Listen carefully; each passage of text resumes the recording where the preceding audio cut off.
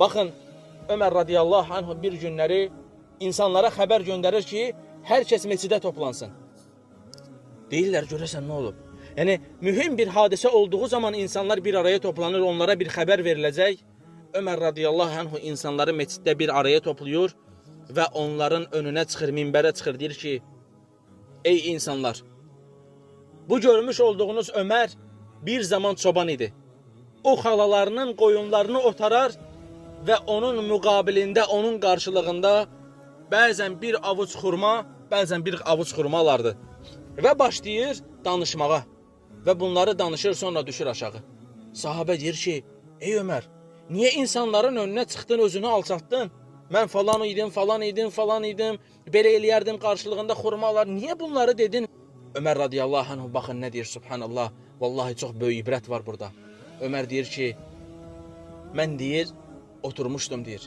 Birdən deyir, nəfsim mənə dedi ki, ey Ömər, bu qədər insan var ha, hamısının xəlifəsi sənsən. Sən möminlərin əmrisən. Nəfsim deyir, məni ucaltdıqca ucaltdı. Mən də deyir, çıxdım insanların önünə, insanların önündə nəfsimə deyir, həddini bildirdim. Allahu Akbar. Necə də subhanallah, sən möminlərin əmrisən, insanların xəlifəsisən, nəfsinlə mücadilə edir, Allahu Akbar. Təkəbbürlənmir, bir an düşünmür ki, çıxacam insanların önünə deyəcəm, mən çoban idim, bir avuç xurmaya işləyirdim, falan işi görürdüm, falan işi görürdüm. Yəni, bir an belə düşünmür, çünki o Allahdan qorxurdu. Nəfsi onu ucaltdı, o da nəfsini alçatdı. Yəni, nəfsimə deyir, həddini bildirdim.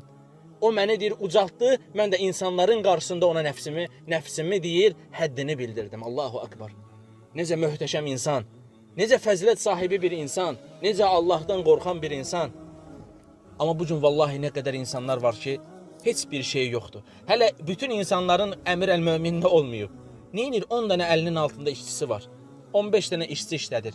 Bırax 15 dənə, vallahi 5 dənə, 6 dənə işçisi var adamın. Özünü təkəbbürləndirdikcə təkəbbürləndirir. Özünü dartdıqca dartır. Nə olub qardaşım? Nə olub yəni? Sən həlak olmaqdan qorxmursanmı? Sən qiyamət günü nəfsinin səni təkəbbürləndirib həlak etməsindən qorxmursanmı? Sən bu təkəbbürlə cənnətə mi getmək istəyirsən? Bax Ömər radiyallahu anh, neynir Ömər? Çıxır nəfsini insanların önündə alçaldır. Allahu Akbar.